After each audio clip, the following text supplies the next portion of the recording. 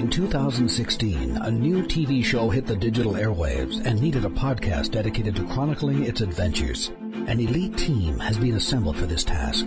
Unfortunately, the world's listeners have not heard of this Wonder Twin duo. And although they may not be known now, in the future they will be referred to as tomorrow's legends. Welcome, everybody, to our special feedback episode. Yay, feedback. Shall we introduce it the way we normally do? What time is it, Harley? It's time for feedback. Feedback. Wonder Twin powers, activate! And man, did you guys rock it. We cannot thank you enough for jumping on our little challenge wagon and getting in 12 feedbacks. It was awesome. We set the goal at 10 and took us a little bit to get up to the mark, but wow, suddenly in the last couple hours, everybody started sending in and we hit the 12 mark, and that was just fantastic. So we totally appreciate it, guys. And to show you our appreciation, we are dedicating an entire podcast just to responding to your feedback because, hey, it's the finale and we're not going to talk to you guys for a while after this. So we want to just stick around a little bit longer. Yeah, get everybody's thoughts and feelings. Yeah, So not only did you guys rock it, but it's kind of funny, we got in 5 voicemails, 6 emails, and 1 Facebook post. So that, We got a lot. not only did you guys meet and beat our challenge, but you also broke a record, because 6 or 7 was our highest all season so. long. So we actually doubled our record. We did. Way to go, Legionnaires, way to go. Woohoo! So we're going to start off. We're going to try to split it up, email, voicemail, or what have you. And we're going to kick it off kind of chronologically in the order that we received them as best we can.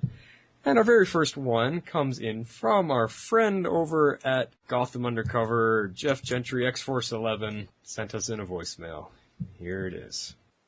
Okay, Wonder Twins, this is X-Force11, Jeff Gentry calling in about the final episode of Season 1, Legendary. And man, was it ever! It was so cool to see those previous episodes come back and make sense. It was so cool to see how in each of those eras we got to see a little bit of peace and early in the season, and now we come back and kind of see the whole pictures. You know, it's really cool how they incorporated that in. I really loved it. I love that we have 3 open slots on the team now, and it's going to be exciting to see who fills that slot. And I absolutely love that they're pulling in the JSA. That opens up a whole new brand of heroes to add into the team, whether it's just for a team up or for a couple episodes, or if some of them go traveling through time with them, that would be wonderful. It just opens a ton of doors. And I am so excited for Season 2. Excited that it's going to be back in the fall, and how we're going to have DC shows on at 8 o'clock Monday through Thursday, and 2 of them on Monday nights. So it's just going to be awesome. I thank you guys for doing your podcast, and I cannot wait to see what Season 2 brings us. Thanks. X-Force11 out. Now that's how you kick off a feedback podcast. Oh, absolutely. I love the enthusiasm. That's awesome. Totally. You hear the excitement in his voice. You think he's just a little bit excited about what's coming? Just a little. That on the episode. It's great hearing from you, Jeff. You know, we haven't heard from you for a little while, so for you to be part of our finale with us is a special moment, and thank you so much. Especially for that energy and excitement. That got me all, goosebump skin kind of just listening to your excitement. That was awesome. That was awesome. I think he really likes the idea of the JSA coming in and seeing what they're going to do with it and where they go with it. Because that's the doors are blown wide open now Yeah, there's with a lot of season 2. potential. Yeah, like I mentioned on the last podcast, whether you can pull in Arrow and Flash and even Supergirl now, I see that as the way to tie all the universes together is by bringing in the JSA. Yeah, that's very true. So. That's a good way to do it. I wonder if that's where they're going with it. I'm also curious on who our new team members are going to be. You did say there's 3 open slots. So. 3 open spots. So where are we going to pull those people from? Are they going to fly around and get people that we know, hence our list of potentials, or are they going to be JSA members that we have not even seen yet? Yeah, they could be completely brand new characters. Technically, this Rex Tyler / Hourman could be one of those characters too. Technically. And who's to say, I mean, yeah, there's 3 open spots, but who's to say that they might not add 5 people to the show? I mean, who knows? We heard that they're going to revamp the entire team, so it might be that at the start of season 2, we lose half of our team right off the bat. Oh, yeah. How they started the season with killing Carter. Same deal. Yeah, so. That'd be kind of sad. Who knows? But anyway, thanks again, X-Force 11. Yes, thank you. All right, and we go from that to an email, and our first email is from Davia. Or Davia. I hope we're not butchering your name. Is it Davia? Davia sounds proper. Yeah, that's what I've been saying. I hope that's okay. All right, take her away, Harley. I'm glad Kendra finally acted intelligently. For the first time I liked her, from the opening where she sends the clue to when she killed Savage. Good use of Carter. Very little of him. All right. Someone else not a huge fan of the Hawk people. Well, except, I mean, she does compliment Kendra there. That's true. She does. That's true. I love the interaction of Jax and Stein. Sweet and respectful, what real partners would be. Mrs. Stein was also great in her few scenes. Yeah, I agree. Oh, she was, yeah, sweet and respectful. For a second there, I was wondering what she was getting at. What do you mean partners? Jax and Stein aren't, together in that sense. I think she just meant, they're teammates. To work together and all of that. No, what she definitely was, Miss Stein really had a good emotional spot to fill, and I think she really makes you feel for her and understand why Martin Stein loves her so much. Mm-hmm. Yeah, everybody loves her. All right, she continues. Overall season, the last episode with all the mistakes and problems were brushed off as being planned and part of the problems caused by the Time Master's control. This ticked me off as I feel like the showrunners put out filler episodes to bide time until the finale came. Don't they have respect for the audience's time? Ooh, that's interesting. See, I took it a different way, and I liked that it explained, it gave a reason to all of this craziness that had been happening, that it was all planned all along, so they weren't screwing up as much stuff as we thought they were screwing up. Mm-hmm. So, for me, it worked. So how do we see it from her perspective here? Because she's thinking like the showrunners were kind of wasting our time all season long just to get to the finale. I think she sees it as a cop-out. It's like, hey, we know we screwed all this stuff up and we have no way to explain it, so they did it because it was predetermined and planned and they had no choice, and there you go. Yeah, that kind of wraps up what she's getting at. I guess all I can say, Davi, is that hopefully you can kind of take our advice the way we've been saying last couple episodes since we had the Overlord on here with us, that this show, because it deals in time travel, which is not a real science, they can basically write it however they want. And for us to try to nitpick it apart and really dive into the reality of it is really senseless, because there's no reality to it.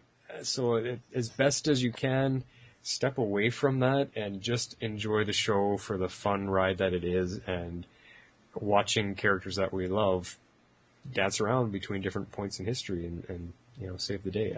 That's really all I can hopefully get you to hopefully give you a different feel for the season, I guess. I don't know. Yeah. You got anything to add to that, Harley? No, I just know that sometimes it could be kind of hard when you find that one thing that just really takes you out of it, or. Mm-hmm. But You gotta kind of, especially with a time travel show, you gotta try as much as possible. Yeah, that's true. Alright, but anyway, she finishes off. Is the finale a buried pilot for the Justice League, or is this a new direction for season 2? Can't wait to listen. Be ever wonderful. I think it's just a new direction for season 2, but that is an interesting take on it. Yeah, well, I because their DC is very adamant about keeping their TV and movie universes apart, I don't think they would try a Justice League TV show right now because they're too busy building their too busy building their world.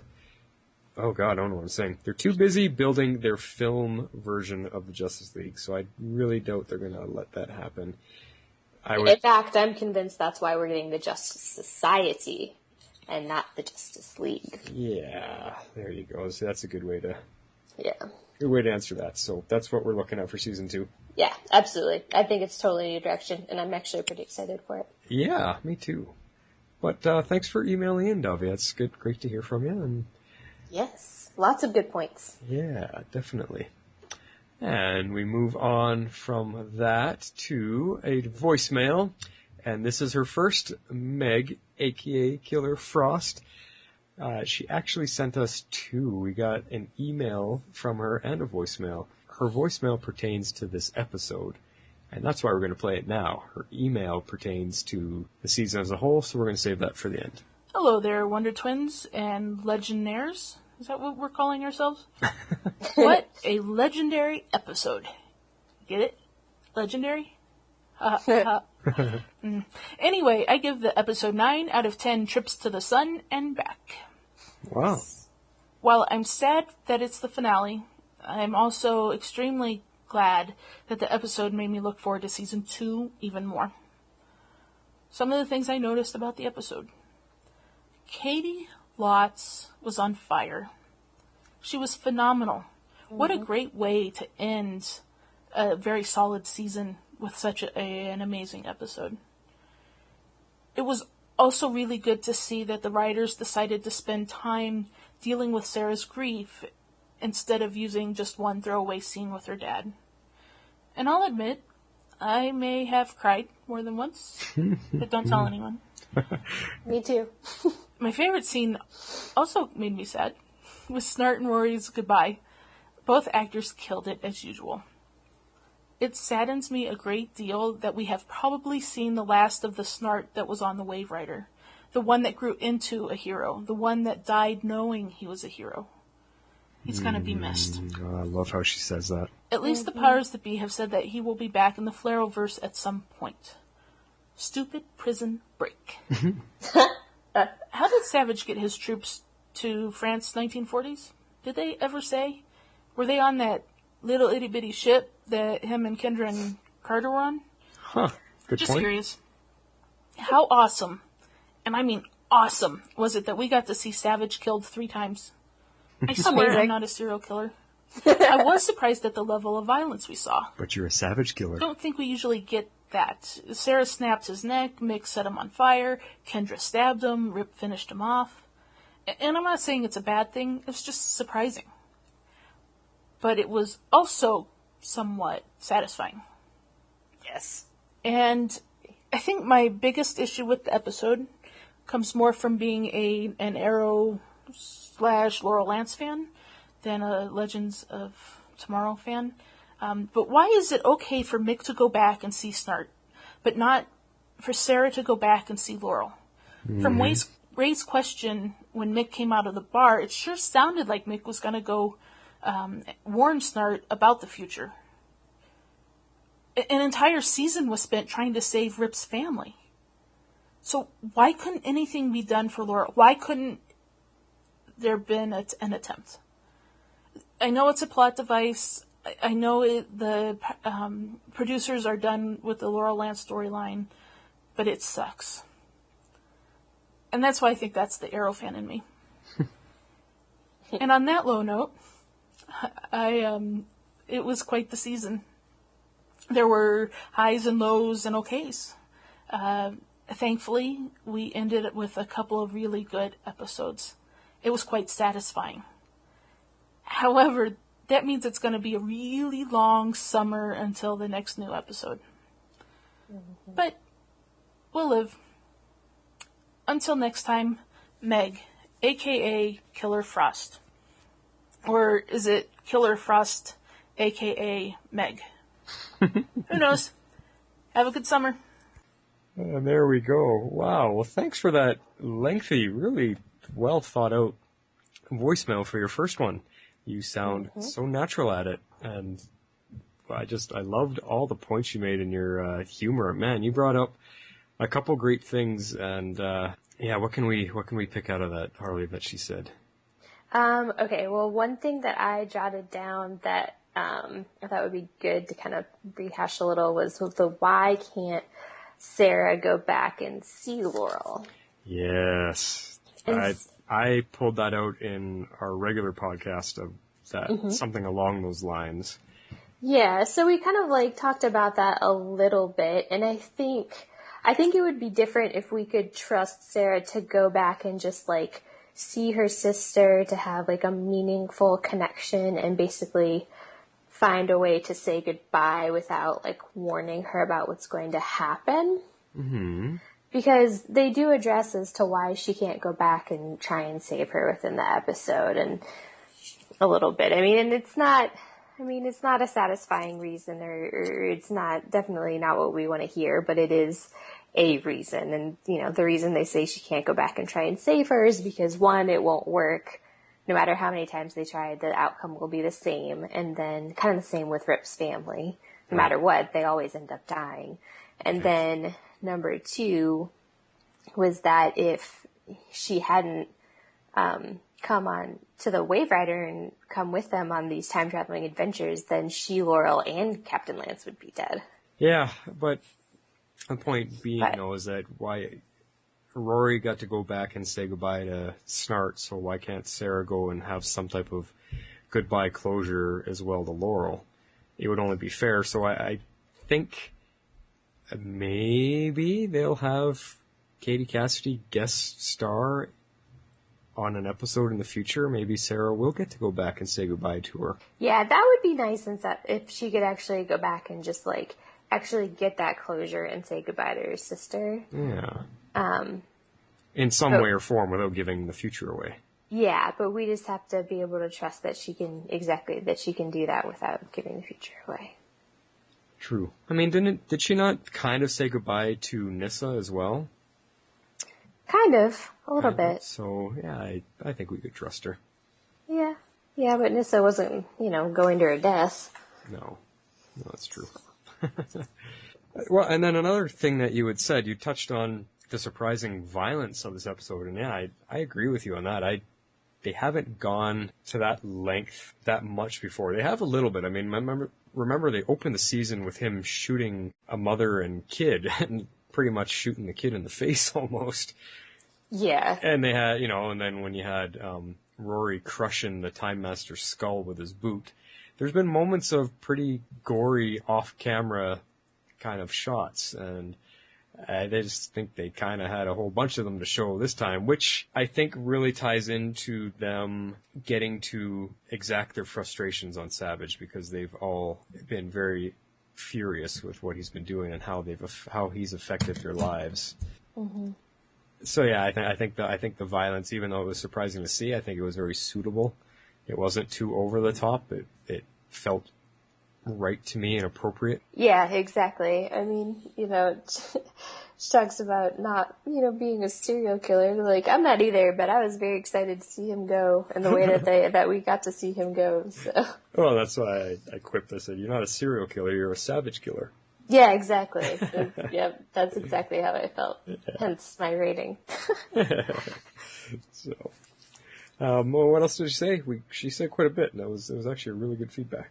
Yeah, no, she had some great stuff. And she had talked a bit about some of the acting that was done, like in particular Katie Lotz, and I agree. I loved all the scenes that she was in. She just did a great job. You just kind of see her go from like, oh, I'm happy to be back, where is everybody, to, oh my god, this horrible tragedy has happened, to finding some way to, like, kind of deal with her grief and come to some sort of closure at the end. Yeah, and I have to agree. I mean, if you're an Arrow fan as much as you are, you've probably heard the Arrow Squad and me, when me and Kevin used to go back and forth about Katie Lotz and her Black Canary performance. I was never a big fan of her when she was on Arrow because I didn't think her acting chops were developed as deeply as all the other actors, so I always felt she was the weakest one. And now she's been able to play this character for a long time, and I agree with you. She pulled out a performance of a lifetime for herself in this episode. So yeah, and it's cool. I'm glad she's going to be back on the team. I liked seeing her full story arc come to a close here, because on Arrow we saw her resurrected. We saw her die, and then we saw her get resurrected, and she was more of an animal. And now she's come all the way around, and she actually is more of a shining light on the team. She's the White Canary now, and it was a great story. They've done well with her. Yeah, I think so too. All right, well, no, that was great. Thanks for your really, like I said, in-depth voicemail. That was a wonderful first time. So we really want to hear from you more come next season, Killer Frost. Yeah, we'll look forward to more voicemails. AKA Meg. Yeah, there we go. All right, so after that we have an email from, again, I hope I pronounce your names right, guys, Joya Mitchell. It looks like Joya to me. Yeah, I think it's Joya. Well, that's how I'm saying it too, so hopefully. All right. So this email is from Joya Mitchell, and she says, "Hi, this is Joya. First time leaving feedback for one of these Arrowverse podcasts, but here I am leaving feedback for the finale. Thanks for us being your first." I know. That's awesome. I feel honored. I feel like this season has been rocky, but I thought the finale was fantastic. I was tired of Vandal Savage, but his final plot to erase all of time was pretty awesome, and the team fighting all three Savages at once was really great fun. And best of all, they killed him. Yep. I was seriously frightened they would drag chasing him around for another season. I also am glad that the Hawk people are off the team. They were seriously irritating. Well, I don't think we can really disagree with you on any of that. I'm glad that you, because I think it was last podcast we talked about Savage being redeemed in his story and being a worthwhile villain for this show. And it sounds like the finale did that for you as well, so that's good to hear. Yeah, I agree.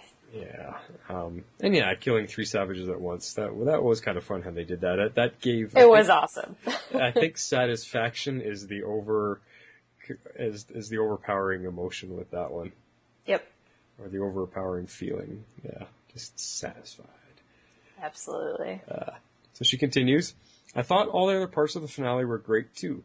Everything with Sarah when she found out her sister had died was just heartbreaking. Seeing everyone readjusting to their old lives is really well done, and I was seriously touched when Heatwave went back to 2013 to say his kind words to Snart. I do wish we found out how it is Snart is going to be around next season, but I guess that will have to wait until the fall. Yep, I think that was probably the best, most dramatic, and favorite scene of the episode for probably everybody was Heatwave going back to say his kind words. Yep, I know it was mine for sure. I'm still skeptical we're going to get Snart next season, but we'll see. All in all, this episode fills me with renewed hope that next season will be a great one. I can't wait. I've really enjoyed your podcast. Keep on legending on. Joya Mitchell. Legending on. I like that. I like that too. Well, thanks. It's nice to hear that you've enjoyed our podcast, and we know that you've been around. You've been posting on the Facebook page and stuff. So. Yes, I enjoy your comments. Yeah, you're pretty funny on some of them. Actually, I think it's your nitpicks. Yep. I know. Seriously, we appreciate you coming on and helping us get this finale podcast just for feedback. It's great to hear from you. Next on tap is voicemail from Miss Patty Spivot. Hey, Flash and Harley, it's Patty Spivot calling in one last time for season 1. I sure hope I'm feedback number 10 because I'm looking forward to a bonus podcast from you guys. I just want to say I've really, really enjoyed all of your podcasts this season. It's my first sort of crack at the podcast world for a whole season of a show, and it really, really added a ton for me watching Legends season 1. Lots to think about, and I kind of learned how to think more in-depthly about the show instead of just being entertained. So I really enjoyed that aspect of it. So thank you for everything all season. I don't know what I'm going to listen to now. As far as the episode goes, my first reaction was kind of unsatisfied, but I thought about it afterwards, and I really think maybe it's just because they only got an hour to wrap up all those little storylines, so they kind of had to tie each one up in a neat little bow and put it on the shelf, and I just felt like it would have been nice to have a little more to them.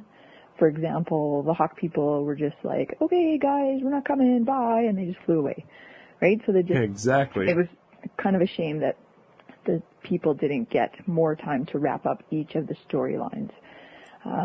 After I thought about it more, I do like that there were so many questions introduced in the last episode.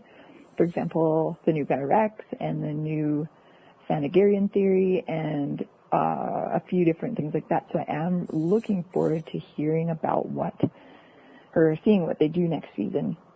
And the crossover announcement is really, really exciting. So I'm looking forward to that too. My favorite part of the last episode, I think, was when Mick got to go back in time to talk to Leonard. It just, even though Snart didn't know what was happening at the time, I thought it was kind of a powerful moment for Heatwave. I knew he was a good guy. I knew it from the beginning. I knew it. So I'm so excited that they showed that he's, developed feeling for the team and is part of it and isn't sort of the lone wolf and this heartless thug. I love that part of his character development. So I'm really hoping that Heatwave and Captain Cold show up somehow as a pair in the next season or on one of the crossovers or something. I hope Cold unvaporizes because he's my favorite. I know a lot of people really were bummed about that. So yes, I think that's really it. Looking forward to hearing the podcast, and we'll talk to you soon. Signing off, guys. Bye. Awesome. That again, thank you so much, Patty. I'm glad that we were able to help you enjoy this show at a deeper level instead of just on the surface, because there is a lot of history and a lot of story behind these characters, and once you start to understand them and know where everybody's coming from, you really get to see that these comic book shows aren't just comic book shows in quotation marks. There's so much more depth to them and not just silly, goofy kids fun.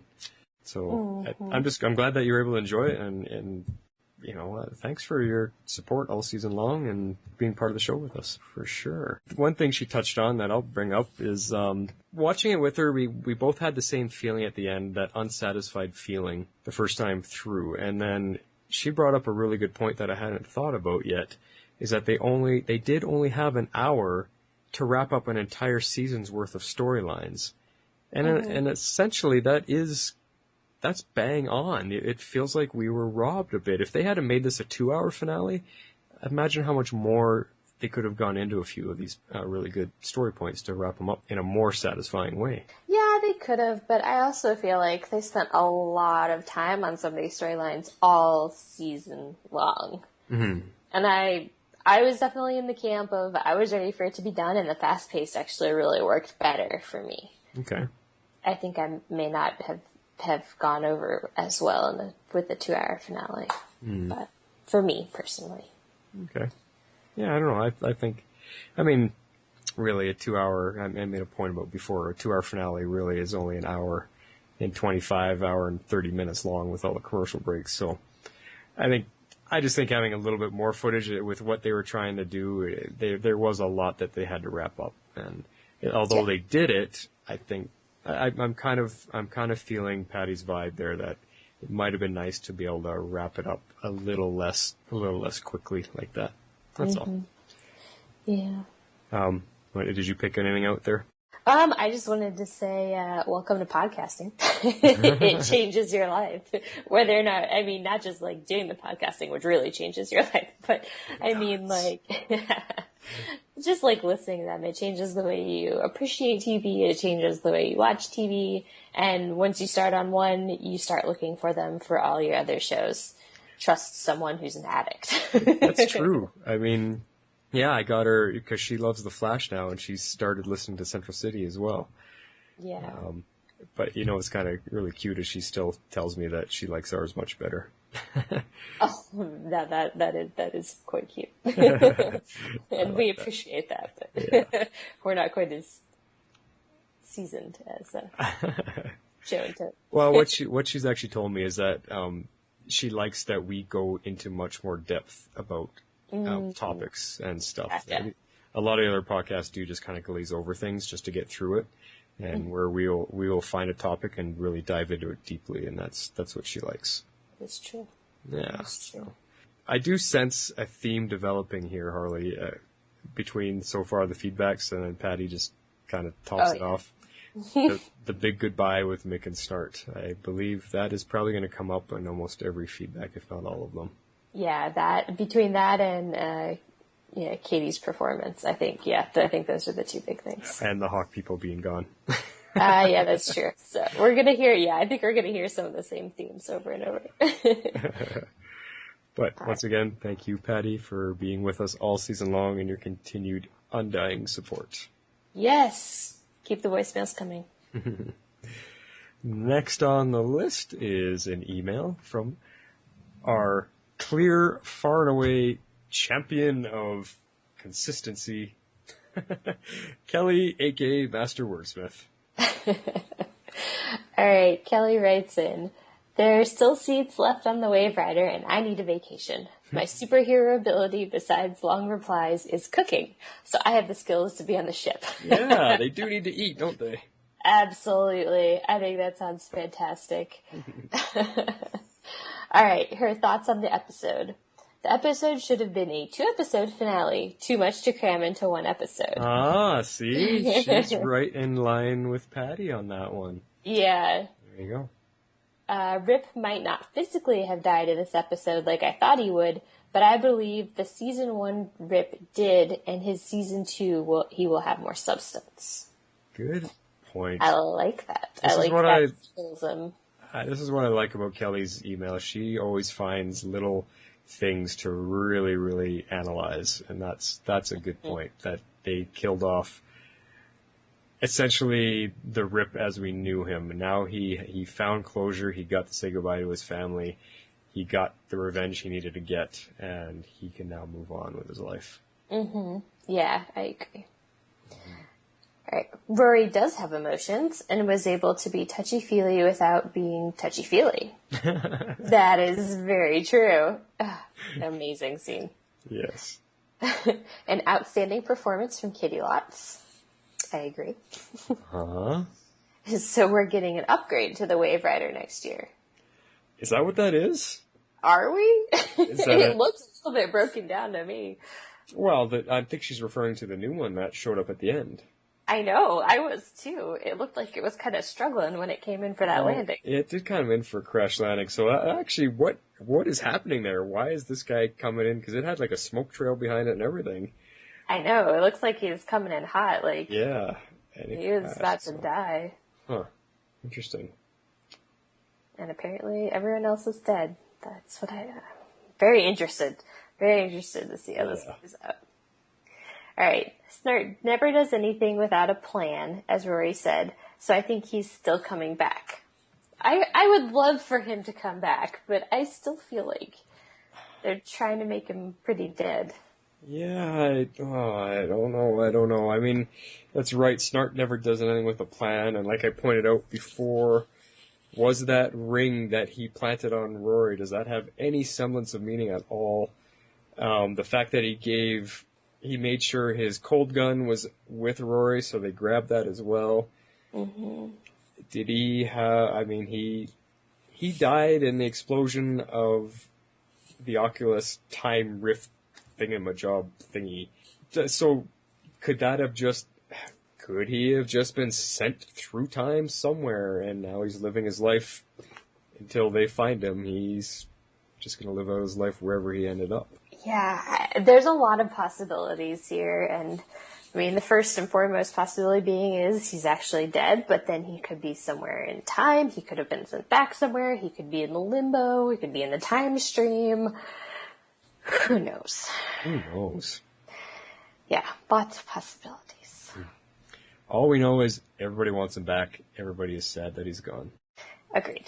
Yes. Alright, to close this out, she says, in the words of Barton Stein, this first season and podcast was, wait for it, astonishing. See you in the funny pages. Well, thanks, Kelly. You calling us astonishing? I was half waiting for her to say legendary. Exactly. Just because of the How I Met Your Mother and the title of the episode, but I think astonishing is a little bit better. I like it better, yeah. We are the Astonishing Wonder Twins.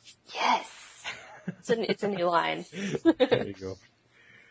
Well, no, seriously, thanks, Kelly. That's always good to hear from you. You've got some great words of observation all the time, and we love hearing what you find in each episode. Absolutely. Always good stuff. Yeah. All right, and after that, we have got the green butterfly. She's back. She's been gone for a little while. I know. Heard from her. I was looking at it. The last time we heard from her was episode 8. Oh, was it? Yeah. Wow. I didn't realize it had been that long. So half a season ago. I know. I don't know what happened. So where you been, green butterfly? We've missed you. Yeah. But we're happy to have you back, and here you are. Hi, Legendaries. This is your eye in the sky green butterfly.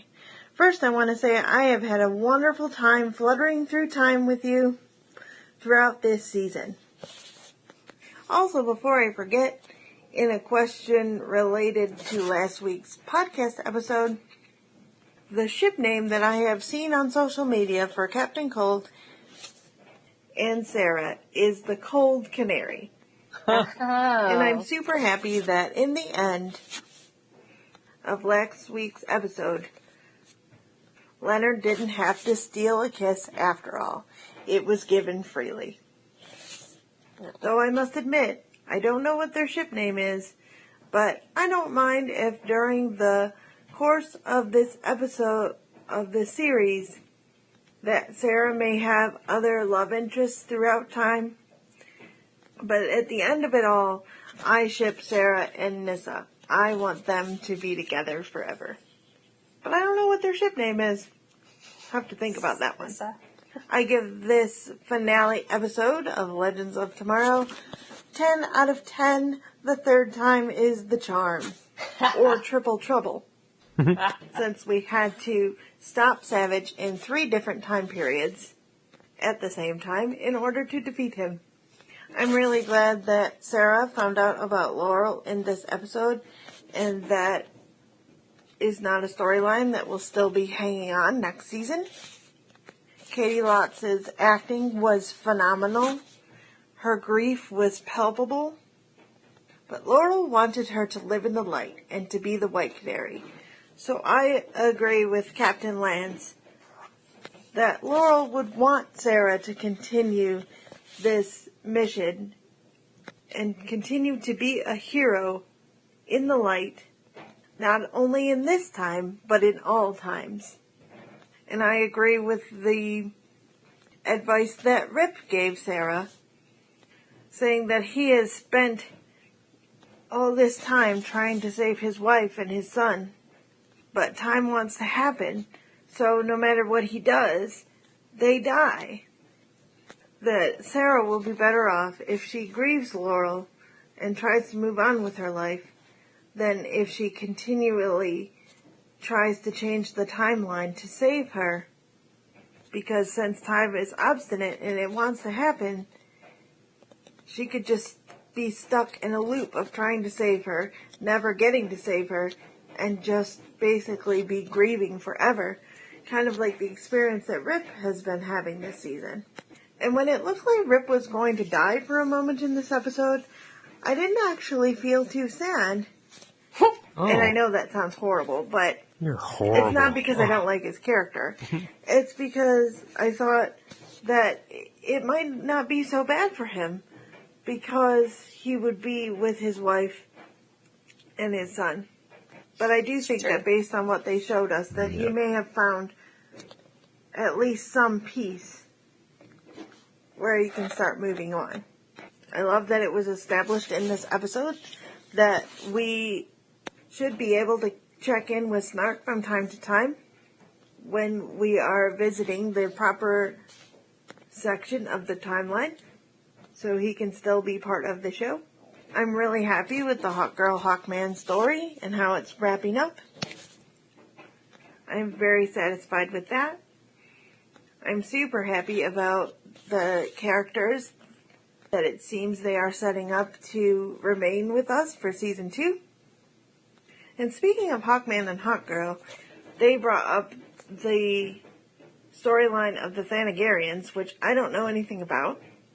But I was wondering, on the most recent Flash episode, there was a large group of metahumans. I'm not listening. And I saw 2 that were flying that looked kind of like Hawk people. Do you suppose that those are Thanagarians from Earth 2? I love what Stein's wife said about Stein going on his next sabbatical. That now Clarissa knows that her husband is a superhero and she's proud of him and doesn't want him to give that up. Okay, so the character at the end. I think he said Justice Society. I could tell by the way that they scored the music that I was supposed to be super excited about the arrival of this character. But I still don't know very much at all about comic books, although I'm learning more and more every TV season. So even though I knew that I should have been excited, I felt very much like my favorite character, Sarah, who sort of looked around in a confused sort of way. See, Harley? When that new character arrived. Well, So, I guess I'm weird. Do you have any backstory on him? All in all, I love this finale. And can't wait to travel in time more next season. Now on to some thoughts about the podcast. Number 1, I totally love this podcast. You guys are doing great. Aww. I know you always say you're just 2 fans talking about a TV show, but it sounds very professional, and I love the segments. My favorite is Quote of the Week. I love that you pull the actual audio from the episodes for Quote of the Week so we could be reminded about how awesome those quotes are. Double Quote of the Week is twice as nice. Yeah. And I love the polls on Facebook. So you guys are both doing a wonderful job. And you should never have to apologize if episodes are late or anything like that. Because I think that we all understand that this is something that gets done in your free time. And all us superheroes have our day jobs we have to get to. So thanks very much for all your hard work. Okay, so this wasn't a Flash-sized feedback, but I tried. Have a super summer. I can't wait to see what kind of episodes you guys come up with. Green Butterfly out. Ready to fly with you next year through all time. God, she almost brings a tear to my eye when she sends us in feedback like that. Yes. Oh, this is very nice. That was so touching, Green Butterfly. And just, you just warmed my heart with that. You made me feel so much better about a lot of the worries when we're concerned about being late with our show due to life and things like that. It just, just thank you so much for saying those things. It makes us feel, and me personally, just makes me feel a lot better about that. I'm really, really glad that you liked our double feedback poll questions because we were wondering about that. You're the first person to tell us, so I'm glad you liked that. We like it, that's for sure. Yeah. And hopefully you had wondered about some backstory about that Rex Tyler guy. Well, we gave that to you at the end of our episode podcast, so hopefully that fills in some questions for you. But thank you for backing my theory that not everyone is going to get the same kind of wow moment out of it. Well, maybe I'm just weird, but I still thought it was really cool. The other thing I like that she said, again, Green Man, we've missed having you on here because you also are very in-depth with your observations and you're always finding little tidbits of things that mean so much. You're observational skills are second to none. And one of the things you pulled out is when we're talking about Sarah dealing with the grief of losing Laurel and arguing with Rip about going back to save her, and he won't let her, and he's trying to tell her that, you can't. The fact that he uses that time wants to happen, and that if she keeps going back to try to save Laurel, no matter what, Laurel is always going to die. You need to move on, grieve, deal with it, so that you don't go through what Rip went through. And yeah, I like how she worded a loop of grieving, basically, where she'll never get out of it. That is a fantastic point. That kind of makes me feel better about how Rip handled it. Absolutely, yeah. And that's kind of like how I was viewing it, but I didn't have a great way of explaining it. But that was exactly it. Because that's exactly why I enjoyed it. Because that's why I like that explanation. It's because she can't keep going back and she can't keep doing it over and over again because nothing's going to change anything. Right. Yeah. So. Exactly. The other, of course, I have to have my own little squeak because she mentioned Nyssa. She did. I do love the two of them together. Yeah, they're a great match. There's something about the chemistry between the two of them. As for a shipper name for Sarah and Nyssa, what did you had something? I was joking. I said Snissa. Snissa. I don't know what else you would do with that. That's a hard one. Sarah and Nyssa, Lance. I liked Cold Canary though. That was cool. That was fantastic. Yeah, she pulled that one out. I hadn't seen that anywhere. That's pretty cool. Cold Canary. Yeah, that's good. But I also like the point she brought up about Sarah being the White Canary and fighting in the light now instead. And that's exactly the story arc that I was referring to, that this is the full circle she's come to now. Yep. And she will now be a hero in the light, which is great. So, yeah. Did you have anything else that she brought up you wanted to mention? No, she had a lot of good points and a lot of good explanations. It was good. All right, moving right along, we got an email from Sidekick Denny. You have never read one of Denny's emails. How about you take this one? Okay. Greetings, Flash and Harley. Poor Sarah. Getting back to 2016 just to learn the terrible truth of what has happened while she was away, and learning that her sister was fated to die whether she joined the team or not. At least they tried to explain why everyone was not able to return to the same day they left. It's true. Yeah, that's true. Yeah, see that the few themes that are coming out, and yep. Sarah dealing with that stuff, because Denny's also a big Arrow and Flash watcher as well. So excellent. I find that Rip is a bit indecisive with his actions as we see him drop them all off, just to come right back to pick them up at the first sign they were signaling him. I don't really see the point in him doing all that to begin with, especially for such a short time after. Well, I have a feeling some time has passed for the team. I think they were all in 2016 for a while, and I would say at least a couple weeks, because you look at Rory. Too. Yeah, Rory was back to robbing, and when Adam showed up, he's like, "Hi," and it was kind of like haven't seen you for a while. What the heck's wrong with you? Why'd you go back to thieving? And and Sarah's been hanging out with her dad and dealing with that. So I think some time has passed. For Rip, it could seem that like the same amount of time has passed, but he can jump back to a similar point of time. So I believe that's what was going on there. Yeah, and I don't know that he necessarily even jumped back. I think you're right. Just a couple weeks of time had passed. And he went back to the point where they were calling him, which was a few weeks later. Yeah, exactly. Yeah. Yeah. Because I think for Rip, he was just on the Wave Rider. I think he just had Gideon. He just had Gideon scouring the timeline looking for any traces of his family.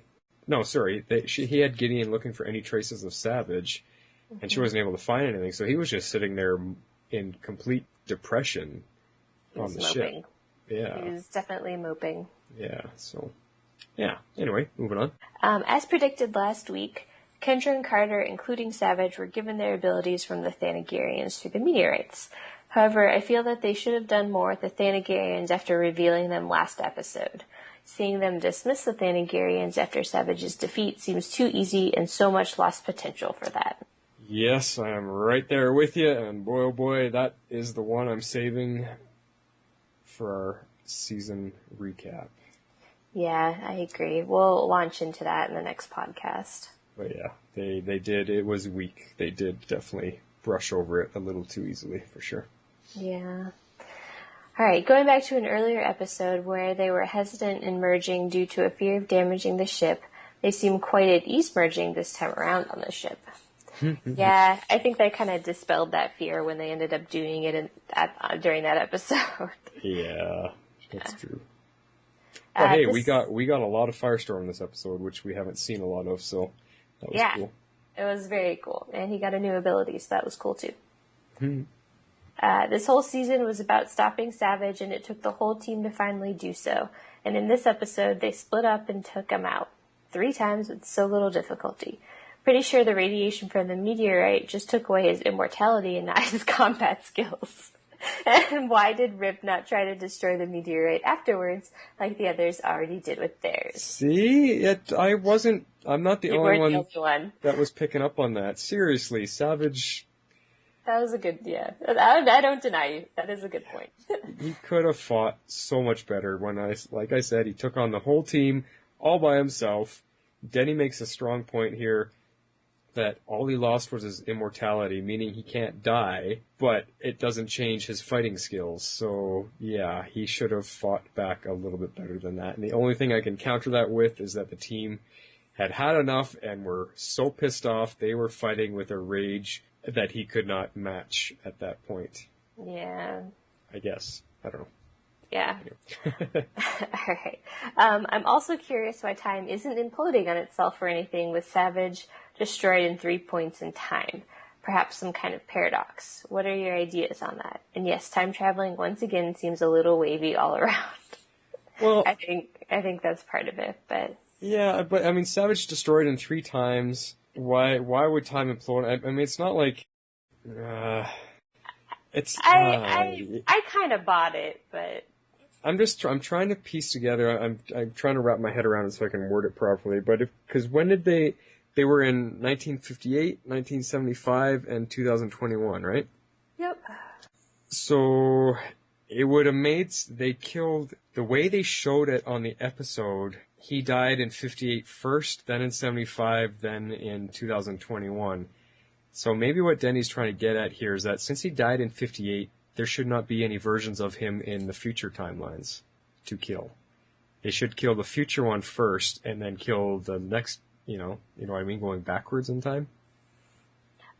Yeah, I see what you're saying. I think, I had thought that it was all pretty much happening, like, simultaneously. I didn't really... How does it happen simultaneously when they're 20, 30, 60 years apart?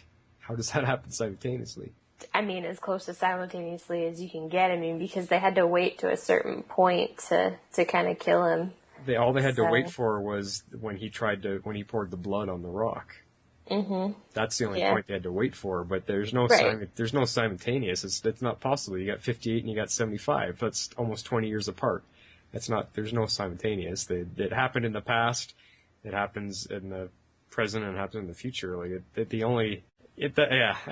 think this is what he's trying to get at, is something was weird about that. If you really want to dive into it, they're 20 years and 50 years apart.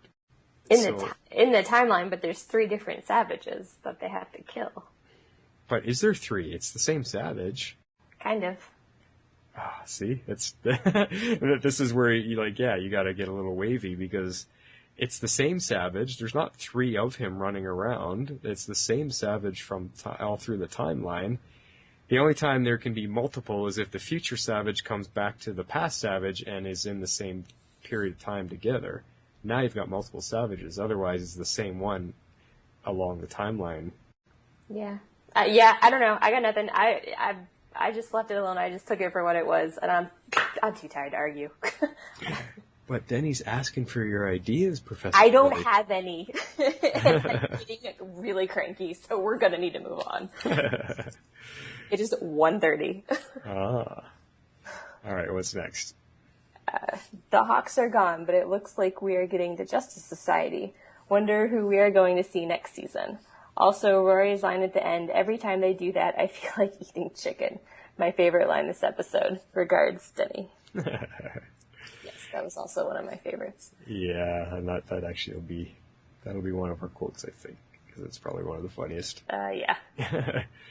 Yeah, so Justice Society replacing the Hawks. Yeah, we don't know who's coming. They didn't give us any hint about that at all. And are they only going to replace 2 people? We don't know. That's all up in the air at this point. Yep. Let's have to see what happens. Yeah. Okay, so thank you for that, Denny. That was a good lengthy email. Gave us lots to talk about and points to ponder. So yeah, thanks for that. Seems like you were a little bit frustrated with this episode. I'm curious what your actual out of 10 score would have been for it. Yeah, that'd be interesting to hear. So we go from that to our lone Facebook post by the Canadian Shield. I guess he's been a listener right from the get-go, and sounds like he's in all the other shows, but we've never heard from him. So welcome aboard, Canadian Shield. Welcome. Awesome to have you. So he posted, "Hello, Tomorrow's Legends. It's the Canadian Shield coming at you with a last-minute feedback item. Favorite character, Captain Cold. Grew on me hardcore." Yes, you are not alone there. Everybody loves Captain Cold. Mm-hmm. But Mick Rory's character arc was so good, so good. I loved how he gained his extra dimension as Kronos, which makes him so much more than a character that burns stuff. Yeah, and Rory's my favorite character. I love Stark, but it's just watching Rory's character arc really sunk him in for me. It really adhered him to me. Mm-hmm. Yeah, it is a great arc. I really liked what they did with this character. Yeah. If I had to choose a character not to lose, it would be Mick. Canadian Shield out. Yeah, so there you go. Nice short feedback, but it's glad to have you in there, and I have to agree with what you had to say. And we're not losing Mick, so hopefully you're happy there. Yeah, we get to keep him around, which is exciting. Mm-hmm. Yeah, exactly. But again, thanks for coming on board with us, Canadian Shield. Hopefully you'll be around with us next season, and we'll hear from you some more. Yeah. Yeah. All right, so after that, we've got, I think it's our last voicemail. And this comes from Jeff Childs, who we have seen around a ton. He's on all the podcasts with us, Arrow and Flash, and he's been posting a lot in our page as well, I believe. But he sent us a voicemail, and then he's kind of sent us a little note after that. But we'll play his voicemail first. This is Full Quiver reporting in. That was a really fun show to end off a really fun season. It's such a fun ride, this show.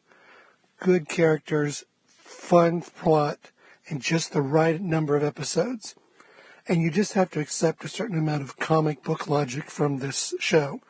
Otherwise, you'd question, how did Savage know that putting Kendra and Carter's blood on those meteors was going to destroy the world? Or how was Savage going to remember everything if he completely destroyed the timeline? You don't ask those questions because it's a comic book show and it's just fun. So, looking forward to next season, and until then, keep your boots dry. I like his sign off. Keep your boots dry. So, you know what? I'm sorry maybe we should start pre-screening these voicemails. If you'd like to be called Full Quiver, I totally forgot about that connection week because we did hear from you very early in the season, Full Quiver. Did we not? I believe we did, yeah. Yeah, but cool. I was glad to hear you. I actually prefer the voicemails. It allows us to hear your emotions and how you really are feeling about the episode. Because when we read your emails, we love the emails, but we're reading them the way we think you want it read. Yeah, exactly. So that was just cool to hear you. You did, good point at the end there for sure about just watching the episode and enjoying it without thinking too hard about the hand-wavy parts, which we tend to do sometimes because some things just bug us and sometimes they're just fun to talk about. But in the end, we want to just enjoy the show. Yeah, for the finale, I was definitely on the same page as him with comic book logic. Yeah. I can't. There's too many things in there that you can't dig into. Nothing really exists. You can debate about it until you're blue in the face. But yeah, no. For this finale, I was perfectly content with just being along for the ride and just letting it happen. Oh, totally. But then he sent a message right after, and he said, "I just realized that I left something out of my feedback. I guess I need to start making notes. Mick said that Snart always has a plan. I think we will discover that Snart did have a plan and survives the explosion." I certainly hope so. I know everybody hopes so, but does everybody believe that? Because we have touched on it a little bit already, that I think with it being some type of time, something to do with time, and that was the Oculus and the point of all time coming together, or the end point of time. When you explode time, I don't think you're going to get wiped from existence. You're going to get absorbed into it somehow. Yeah, I hope so. I would like to see him come back. We'll have to see what happens. Okay. Thanks again there, Full Quiver. Next, we have our second feedback from Meg, aka Killer Frost. Take it away, Harley. She says, "Hey folks, I've tried an audio feedback. Hopefully it's loud enough. Below are general comments between this season and the next. I'm long-winded today." The audio file is just about the episode. My recording is 4 minutes long, so feel free to paraphrase what you need to. Well, no. We played it. It was great. Yeah, we're including it's a everything. Podcast. Yeah, exactly. All right, things about this season. I would give it a 7.5 out of 10 roller coaster rides for the season. Okay. Overall, it was a good season. After a couple of the middle episodes, I wasn't sure I was going to keep watching, but it ended on such a strong note that I can't wait for season 2. Nice. Me too. I'm excited for season 2. Well, I like her analogy of it being a roller coaster ride, because I did feel that too. A lot of the individual episodes I felt it a roller coaster ride, and the season as a whole, yeah, I kind of agree with you. I agree too, yeah. The season as a whole, definitely. I'm glad you stuck with it though, because that means you stuck with us too. Exactly. Mm-hmm. All right, the character growth is well done. Rory grew the most out of everyone, and it was great to watch. Will we ever find out what Malcolm did with Savage's ashes? Probably not. Yeah, way back in the Flash Arrow crossover. Mm-hmm. But that would be great. Huh. I kind of thought Rip was going to die and Sarah would take over as captain. Yeah, so did we. Yeah, twice. Yeah, seriously. All right, next season. I won't miss the Hawks. Based on things I read, I was expecting more to leave.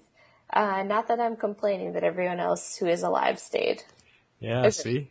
Agree. That surprised everybody. It surprised everybody. There's so much hints in the social media that they were going to revamp the whole team, and yet they didn't at all. Only 2 of them left. And again, I think it's because they probably saw how much hate there was for the Hawks, and they wanted to just get them off of there. Yeah, I don't disagree with you. And there's that theme. Nobody misses them. All right, speaking of being missed, Wentworth Miller will be missed. Snart had such great relationships with many of the characters and delivered great one-liners. He quickly became a leader, and hopefully there won't be too much of a vacuum left by his absence. Yeah, he did become a leader, didn't he? Yeah, he did in his way. Mm-hmm. Yeah, because he was very strong in directing them. And actually, quite a few of them listened to him when he spoke up. They listened to him. Mm-hmm. Yeah. I mean, he had good points. Mm-hmm. All right. The JSA. Woot. See? Not the only one. No, okay. We're tied right now. How's that? I'll take it. Granted, I had to look them up, but anything that will be Justice League-like is looked forward to. Agree. It's a shame that Echo Kellum has signed on as a regular on Arrow. He would be terrific, quote-unquote, on Legend, since Curtis Holt, a.k.a. Mr. Terrific, is a member of the JSA in some reincarnations. Maybe in Season 3. No, you never know. Maybe in a crossover. Maybe in this season. Yeah, maybe. I didn't hear about that yet. It's news to us. Echo Kellum. Huh, I didn't know. Oh, I think they've mentioned him on Arrow Squad before. Okay. Yeah, he's Curtis Holt, and Curtis Holt is supposed to be Mr. Terrific. Anyway, would the show work better with only 6 main characters? 42 minutes is not a lot of time when there are so many leads. I think season 1 would have benefited from less main characters. On the other hand, I was looking forward to a bunch of new characters to love. Yeah, there's that balancing of the scales, because it seemed like a lot of characters in the beginning, but we ended up liking each of them to a degree or not. Yeah. And so they found a balance. Yeah. It took them a while, but they did find it. So now, would it be better to just keep the team smaller, allowing further, deeper development of each character? That would be great. But then you're like, no, but I want new members of the team. I want to get to know other people too. So it's Yeah, I know. I agree. I'm conflicted there. Mm-hmm. I'm totally conflicted there. Good points for sure. All right. She says, about the podcast. Bravo. Great first season. Okay. Oh. It's just about the podcast. That's just like looming words. Uh-oh, what's coming? Well, it's good news. Yes. It's been a pleasure to listen to both of you grow more comfortable and confident as the season went on. The nitpick of the week and quotes of the week have been great additions. As far as format, I think it should be flexible. Some episodes are better served going chronologically through it, others by storyline. I'm guessing the majority will be presented by storyline. It's hard to go chronological in a time travel show. That's a really good point. Thank you for all your hard work and sharing your time with us. Until the fall, Meg, a.k.a. Killer Frost. And you send in tube feedbacks anyway, so... Yes. The length... We'll consider the length to be awesome, but you did send in 2 feedbacks, so... And both of them long, like a long voicemail and a long email, which is exactly what we want, because it gives us things to talk about and things to respond to. So, yes, thank you, Killer Frost, for your fantastic email and your kind words at the end there. Like, I'm glad you like our additions to our show, the nitpicks and the quotes. And, yeah, I agree with you. I think it'll be based on the episode. That's what we kind of discussed, depending on how the episode plays out. We're probably going to do storyline based, but talk about it in order as it happens on the show so that we're not jumping ahead to the end too soon. Yeah, I agree. But thank you. You've been with us for the whole season, and that's been fun. It's been great to hear from you week to week when you do call in. Yeah, feel free to call back in and leave some more voicemails too. Yeah, exactly. All right, well, we are down to the last feedback of this awesome 12 feedback session. And we wanted to save it for our friend, the Bayou Shaman, David, because in actuality, the timing of it, when we were scrambling to get that last 10th one in, because we needed to reach the magic number of 10, I extended the deadline by an extra hour, and you were the one that came in on the deadline due time. So you kind of were the savior there, and then we got a couple more little ones right after you, but you were the savior that hit the magic number 10, so we just wanted to make sure you got special mention about that. Yeah, that was awesome. Right when we needed 10, there was. Yeah. So we thought we would honor that by letting you be the final feedback of our final show. Well, we might have something coming.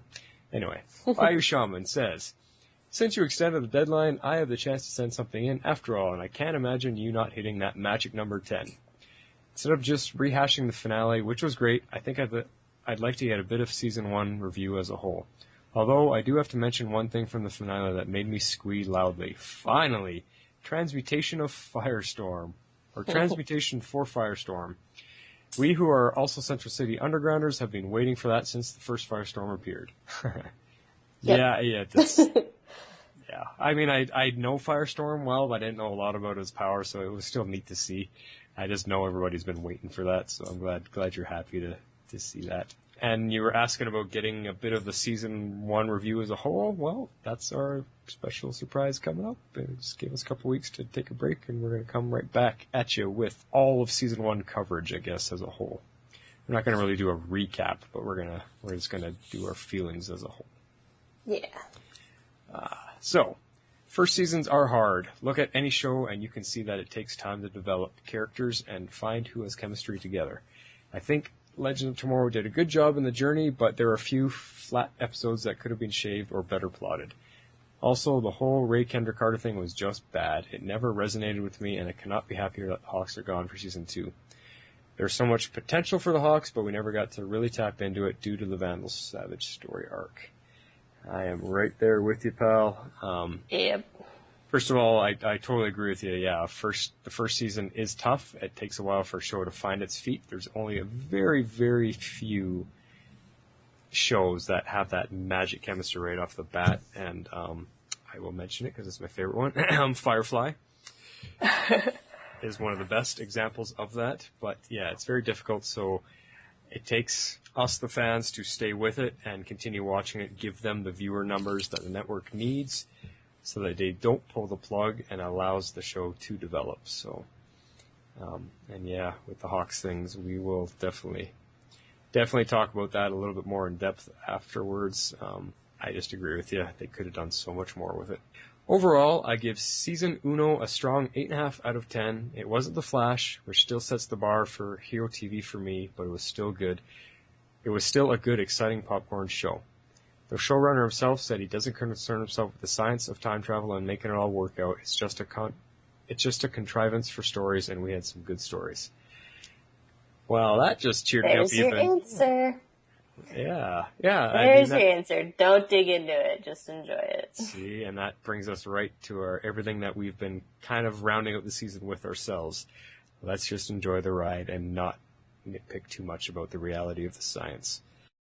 I'm right with you, too, about The Flash being the one that sets the bar high. I think out of all the superhero shows, for me, I don't know about you, Harley, but for me, Flash is definitely the leader of the bunch. Yeah, I do agree. I mean, I love Arrow, and it was on first, but Flash has really knocked it out of the park. Yeah, I'm not knocking Arrow at all. Arrow, we love Arrow because it started the whole thing, and it's the papa of these recent runs of DC TV shows, but they found a certain magic with the Flash and the way they write and the characters and the acting and everything. It rarely stumbles. It doesn't. Yeah, I only originally watched it out of sheer curiosity, and I'm very glad that I did. It's one of my favorite shows. Mm-hmm. All right, so he finishes off here. My hopes for season 2 are high. With the introduction of the JSA, I am thrilled to see who else we get to meet. Also, isn't Jessie Quick with the JSA in the comics? Tack that to the corkboard for later. Oh. Well, that's why I put her on the poll as to who you want to add onto the team, because I think she is from the JSA originally. Nice. With the news of Constantine already being planned for season 2, I couldn't and won't ask for more. That is all I have wanted since the show began, and even if it is just a few episodes with Matt Ryan, it will make the season for me. Well, I know you don't agree with that, Harley. You're not a fan. I have not enjoyed Magic on Arrow this season. Yeah. I'm not super excited for it to come to Legends. Here's the thing. I liked the actor. I liked the way he played the part. I agree. I don't mind the magic so much. Magic is a big part of the DC universe. Magic is the only thing that can beat Superman. So there's a lot of stuff behind it, but would it fit on Legends? I don't know. It's hard to fit magic into a story that's based on sci-fi and tech. I agree.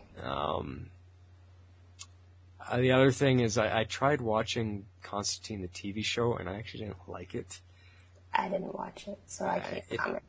I'm not into, and this is just me. I'm not into horror and gore and kind of like, I don't know, supernatural stuff. I like werewolves, but I hate vampire stuff and all that kind of thing. So I just found Constantine was a little bit dark for me, and so I watched 3 episodes and I was like, nope, I can't. But anyway, I mean, I'm more than happy if we do get him on the show a little bit and it makes you happy, then that's good. We all have different likes and favorites, so. Yeah, we'll just have to see what they do with it. So. Yeah, exactly. Yeah.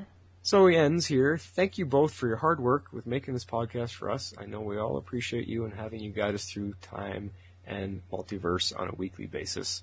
Until the winter brings us back together, this is the Bayou Shamans signing off. Well, we definitely appreciate your support. after all, we did get our show's name from you. We did. So we definitely would like to have you on still sometime. Maybe season 2 we'll get you on as a guest host sometime. Yeah.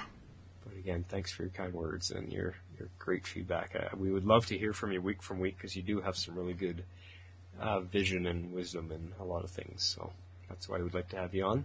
Absolutely. Yeah. Awesome. Well, that is that, Harley. We actually succeeded in a special bonus podcast feedback dedicated episode. We certainly did. We got tons of feedback and it was great. There's a lot of good stuff in here. That was a lot of fun. I would love to be able to pull this off at least once a season. If we could, like next season, let's do it. Let's see how. I'm just hoping that all of you that did get on this feedback train here, I hope you realized that you enjoyed it and that was fun. And then after listening to this and listening to us respond, that you're going, man, that was cool. I want to do that again. I want to send in more thoughts and see what you guys think of it. Like, that's the feeling I get when I started with Aero Squad 4 years ago on TV Talk.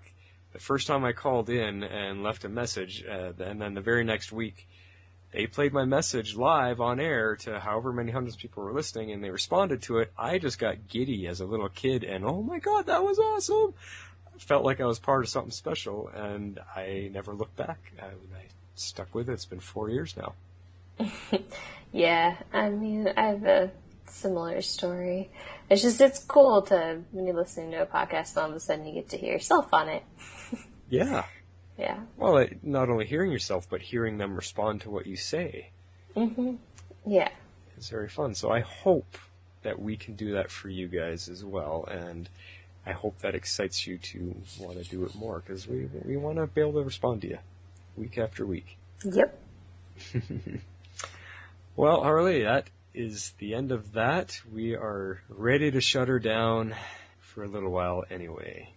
Yes.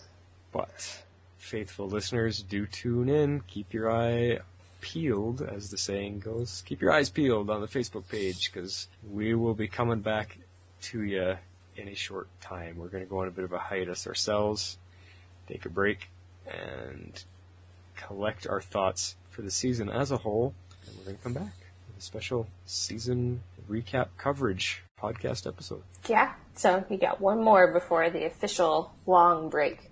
And then you never know, if we just can't stay away, we'll come back in the summer with something, possibly. All right, Harley. Well, this has been fun. This has been a nice long... We broke records this weekend. Absolutely. With length of podcasts, with feedbacks, with our Skype call, which is now at 5 hours and 21 minutes.